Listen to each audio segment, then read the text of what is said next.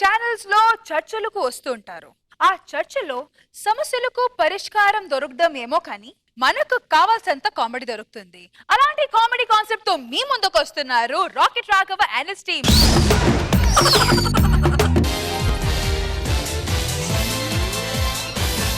నమస్కారం, మీరు చూస్తున్నారు అబచా టీవీ కార్యక్రమం. అబచా టీవీ కార్యక్రమంలో బాబు చూడండి బాబు, ఈ కార్యక్రమానికి స్వాగతం సుస్వాగతం. మన ఈనాటి చర్చా వేదికలో పాల్గొనడానికి మనతో పాటు ఉన్నారు యువ నేత, యువ నాయకుడు, మన శ్రీ శ్రీ శ్రీ పెంటయ్య గారు. పెంటయ్య గారు సార్.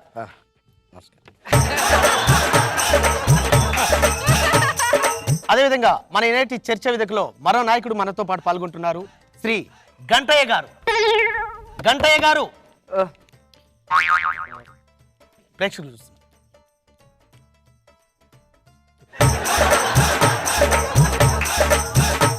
మరియు ఈనాటి చర్చా వేదికల్లో మనతో పాటు పాల్పంచుకుంటున్నారు మహిళా మండలి అధ్యక్షురాలు కుమారి కత్తి రత్నాలు. దీన్ని నేను ఖండిస్తున్నాను. మేడం ఇంకా మన చర్చలోకి వెళ్ళలేదు. ముందుగా క్వశ్చన్, పెంటయ్య గారు చెప్పండి సార్, మీరు ఎలాంటి పథకాల ద్వారా ప్రజల్లోకి వెళ్ళారని అనుకుంటున్నారు? అదే తమ్ముడు, ఇప్పుడు మా పార్టీ ఎప్పుడు ప్రజల్లో ఉంటది, పథకాలతో వెళ్ళక్కర్లేదు. కానీ పథకాలు ప్రజా శ్రేయస్ కోసం పెట్టాం కాబట్టి 2006లో చూస్తే ఏమి గాని, 96లో చూస్తే ఏమి గాని, 86లో చూస్తే ఏమి గాని, 76లో చూస్తే ఏమి గాని, 66లో చూస్తే ఏమి గాని,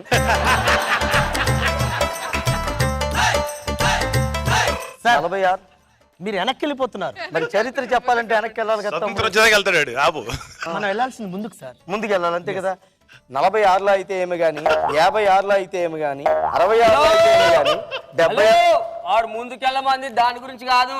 గిప్పు నువ్వు ఏం చేస్తావు అనేది గది అడిగిండు కాదు. అరే ఏం మాట్లాడుతున్నావు? నేను చెప్తున్నాను కదా, నువ్వు మాట్లాడినవ్వా? నువ్వు దాని సమాధానం చెప్పు. యాంకర్ నువ్వు ఇలా రోడ్డు మీద వెళ్ళే వాళ్ళని పిలవకూడదమ్మా. మమ్మల్ని పిలిచిన ఒక స్టేజ్ ఉండాలి. నువ్వు ఎవరిని పడితే వాళ్ళని పిలవకూడదు. పెంటయ్య గారు మీరు డిస్కషన్ లో దిగుంది అది కాదు. నేను అడుగుతుంది ఏంటంటే మీరు ఎలాంటి పథకాలు జనాల్లోకి వెళ్ళి అని అనుకుంటున్నారు, అదే వాటి గురించి చెప్పండి. అదేనమ్మా చెప్తున్నాను. ఇప్పుడు మా పార్టీకి సుదీర్ఘమైన చరిత్ర ఉంది కాబట్టి మేము చెప్తున్నాం. ఇప్పుడు ప్రజలందరూ చల్లగా ఉండాలి. మా పార్టీ ప్రభుత్వాన్ని నడుపుతున్నప్పుడు మా పార్టీ ప్రజలు చల్లగా ఉండాలి. చల్లగా ఉండడం కోసం ఎన్నో పథకాలు పెట్టాం. అందులో ఒకటే ఇంటింటా కూల్ డ్రింక్స్ పథకం. అందరూ కూల్ డ్రింకులు తాగాలి, చల్లగా ఉండాలని చెప్పి మేము మనవి చేసుకుంటున్నాం. ఇదిగో యాంకరు, వీడు ఇంటింటా కూల్ డ్రింక్ పథకం ఎందుకు పెట్టింది తెలుసా? దీనికి ఫ్రిడ్జ్ల కంపెనీ ఉన్నది. ఆ ఫ్రిడ్జ్లన్నీ అందరు కొనాలంటే ఇంటింటికి కూల్ డ్రింక్ పథకం అని గీడు పెట్టిండు. అంటే ఆ ఫ్రిడ్జ్ల కంపెనీ వీళ్ళదేనా? అన్నావు నువ్వు అడగడం ఏమనుకుంటున్నావు? నువ్వు ఏమనుకున్నావు? కూల్ డ్రింక్ పథకం పెట్టా ఎక్కడ పెట్టుకుంటారా? అట్లా తీసుకెళ్లి ఫ్రిడ్జ్ లో పెట్టుకుంటారు. ఏముంది అంటే ఏం మాట? పద్ధతి కాదు ఇది, పద్ధతి కాదు. కూల్ డ్రింక్ ఇచ్చి 10,000 ఫ్రిడ్జ్ లో అమ్మిండు ఒక్కొక్క ఇంటికి. తప్పు మాట్లాడుతున్నావు. ఇగో బ్రదర్, నా షర్ట్ అంతా ఏజ్ లేదు, నీకు వయసు. రాజకీయాల్లో వచ్చినప్పుడు చెడ్డీలు కూడా చేసుకోలేదు.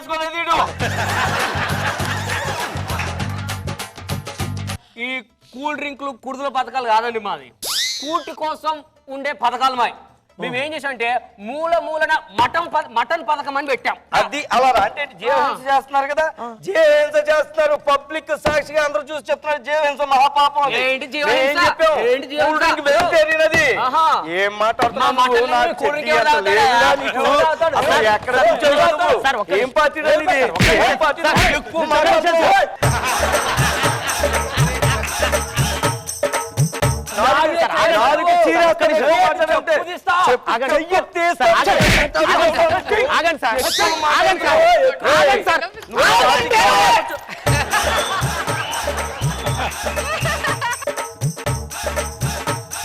నీ బండబడ యాంకరో ఏందయ్యా ఈ ముష్టి గెటప్? ఏందయ్యా నువ్వు?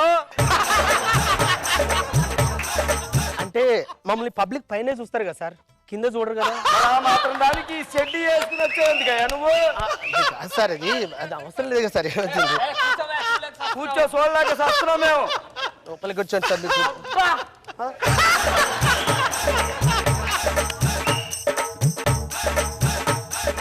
అదే మా ఛానల్ అబ్బచ్చా. నీ బండబడారు అబ్బా అన్నది మీ టీవీ గురించి కాదయ్యా, నీ అవతారాన్ని చూసి. అమ్మా ఏంది చూసేది? కాళ్ళు మునక్కాళ్ళు ఉన్నాయి. నువ్వు కూర్చోవా బాబు. ఏం మాట్లాడుతున్నావు నువ్వు? నువ్వు ఎక్కువ మాట్లాడుకో. నువ్వు ఎక్కువగా మాట్లాడుతున్నావు. చొక్కా లేదు నీ రాజకీయ జీవితం.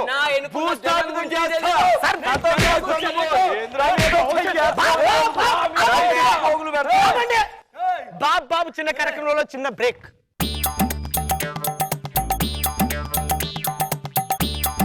ఏంటి బాబా కబుర్లు? చెప్పాలి బావ నువ్వే. బాగుంది బావ. ఏంటి మరి నల్ల పుసం అయిపోయి బావ నువ్వు? సరే కానీ బాబా మీ ఊడేం చదువుతున్నాడు? నిన్న డాక్టర్ అవుతా అంటే చైనా పంపించా. మీ ఇంట్లో దేశాలన్నీ తిరుగుతారు కానీ మా ఇంట్లో పెళ్లికి మాత్రం రారు బాబా. సారీ బావా, 8 సంవత్సరం కదా ఎలక్షన్లు, నీకు తెలుసు కదా ఎంత పని ఉంటది ఏంది అన్నది. ఇగో పెళ్లికి రాకపోతేనేమి పెళ్లి కూతురు పెళ్లి కొడుకుని వారం రోజులు నా ఇంట్లో పెట్టుకుంటానయ్యా. మీ ఇంటికి కాకపోతే ఎక్కడికి వస్తారు? మా బావ బంగారం, నువ్వు ఎప్పుడు ఇంత మంచు బావ నీ మనసు. సర్లే రెండో అమ్మాయి పెళ్లి ఉంది, అప్పుడు దానికి గుద్దిగా నువ్వు రెండో అమ్మాయి పెళ్లి ఉందా? ఉండవాయి, మధ్యలో మాట్లాడుతున్నావు కదా, పెద్దోళ్ళు మాట్లాడుతుంటే ఏంటి నువ్వు? సార్ మన కార్యక్రమానికి వెళ్దాం సార్ ప్లీజ్ సార్. సంపుతున్నాడు బాబు. సరే కానీ బాబు. వెల్కమ్ బ్యాక్ టు బాబు చూడండి బాబు కార్యక్రమం. వెల్కమ్ బ్యాక్ అంటే అటు తిరిగి కూర్చోండి సార్. సార్ ఇటు తిరగండి.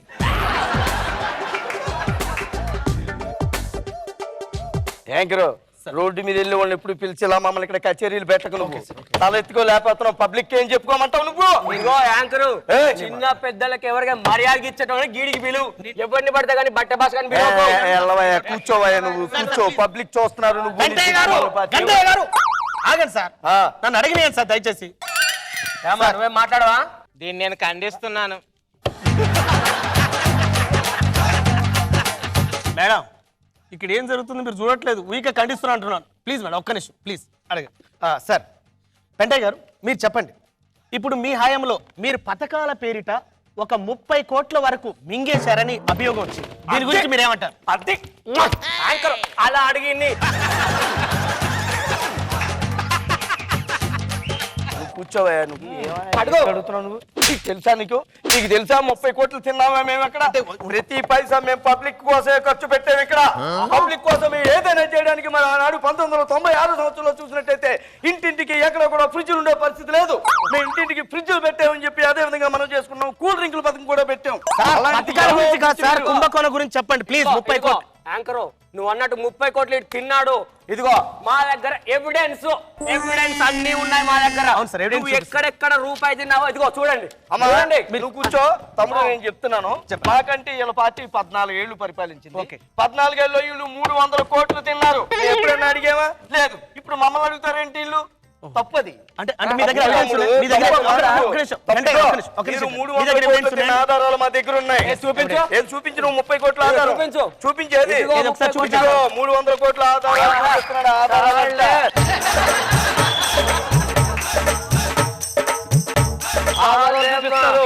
300 కోట్ల ఆధారాలు మా దగ్గర ఆధారాలట. ఆధారాలు బొంగులో ఆధారాలు. మాట్లాడకు. నువ్వు ఎక్కువగా మాట్లాడు. ఇది మా నాయకుడు ఇచ్చాడు నాకు. వాడికి తీస్తాను ఎంత నువ్వు.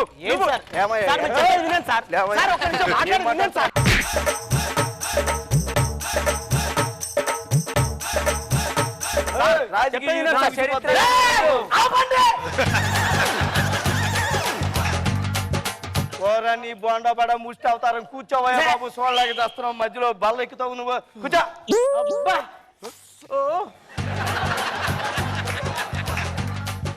చీకట్లో రాసలీలలు అని మీ మీద అభిప్రాయం వచ్చింది, అంటే అభియోగం వచ్చింది. ప్రతిపక్షాలు చూసి మీ మీద స్పెషల్ గా విత్ ప్రూఫ్స్ తో సహా చెప్తున్నారు. దీని గురించి మీరు ఏమంటారు చెప్పండి ప్లీజ్. ఏం మాట్లాడుతున్నావు ఇప్పుడు? ఏం మాట్లాడుతున్నావు? నా అన్నదమ్ములు లాంటి వాళ్ళు, అక్క చెల్లెళ్ళు లాంటి వాళ్ళు, నా సోదరులందరూ ఉండగా నువ్వు ఇలాంటివి మాట్లాడకు. నేనెవరో వాళ్ళకి తెలుసు. నా జీవితం వడ్డించిన విస్తరే అందరికీ తెలుసు. అదే ఏదేదో మాట్లాడుతున్నావు. తప్పు తమ్ముడు. వడ్డించిన విస్తరా అని చెప్పి అందరిని తినమంటున్నావా?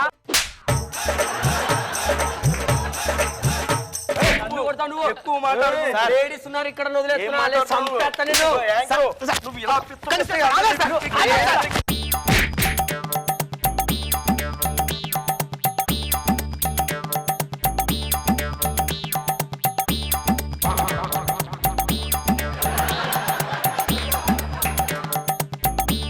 ఇంకెప్పుడు ఇలాంటి లుచ్చగాలి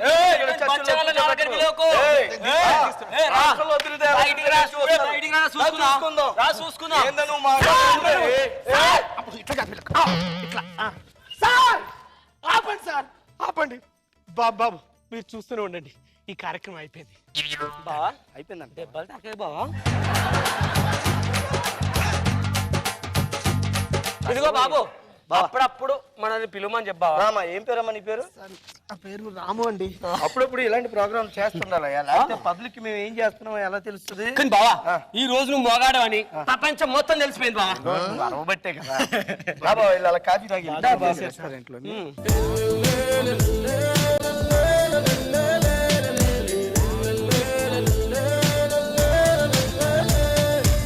ఇలా జరిగే మీ చర్చలు సందీప్, ఎలా అనిపించింది మీకు? ఫస్ట్ ఆఫ్ ఆల్ నేను జబర్దస్త్ షోకే బాగా ఫ్యాన్ ని, బికాజ్ హ్యూమర్ అనేది నాకు బాగా ఇష్టం. దీని వరకు నాకు సెటారికల్ హ్యూమర్ చాలా ఫన్నీగా ఉందండి. Best part of the skit ఏంటంటే ఆయన సీరియస్ గా ఆయన చొక్కా చంపడానికి ట్రై చేసి చొక్కా చెరగలేదు మధ్యలో.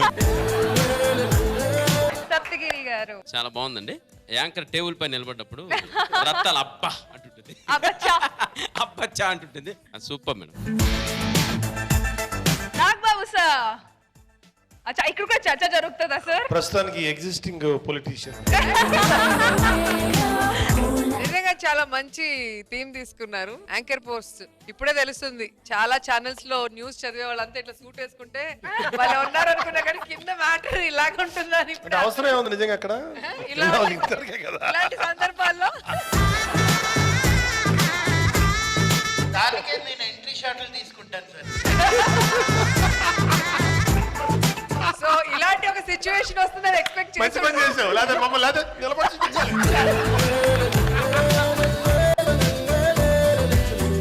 చాలా ఫన్నీగా ఉంది, చాలా ఎంజాయ్ చేస్తాం.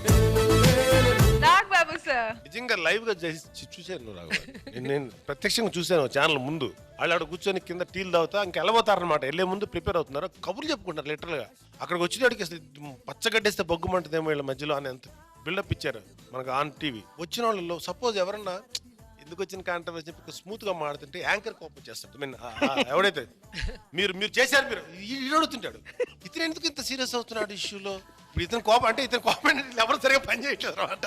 ఇలా అడగాల్సిన ప్రశ్నలు కానీ అయితే ఆ రోజుకి రావాల్సినటువంటి ప్రోగ్రాంలు హైప్ రాట్లా, అతనికి చిరాకు వచ్చేస్తుంటాడు, అతనే సీరియస్ అయిపోతుంటాడు ఎవరైతే దీన్ని చేస్తున్నారు. వీళ్ళు మాట్లాడుకున్నప్పుడు ఇంకో నాయకుడు ఇంట్లోంచి మాట్లాడుతుంటాడు. అతను ఒకటి మాట్లాడుతుంటాడు, సార్ శ్రీనివాసరావు గారు నమస్కారం అండి. నమస్కారం అండి చెప్పండి అంటాడు ఇంట్లో గంభీరంగా. అతనికి పరగా క్వశ్చన్ వచ్చింది అనుకోండి, అదేనండి నేను అడుగుతున్నాను ఆ పార్టీ ఇన్ని సంవత్సరాల్లో అని మాట్లాడుతుంటాడు. అతనికి అగైనెస్ట్ గా క్వశ్చన్ వస్తుంది, మీరు 300 కోట్లు తినేసారంటే ఏమిటంటే అంటే యాంకర్ లైన్ కట్ అయినట్టుంది ఎక్కడో అండి ఏంటంటే. అదో శ్రీనివాసరావు గారు వినపడుతుందా? శ్రీనివాసరావు గారు అదే అండి 300 కోట్లు తినేసారని అదే లైన్ కట్ అయినట్టుందండి. మళ్ళీ మనం వార్తల్లోకి వెళ్తే ఒకసారి బతిపోయారా బాబు. బాగా చేశారు. కాంటెంపరీ తీసుకొని కాంటెంపరీ ఇష్యూ తీసుకొని దుమ్ము దులిపేసావు అంతే.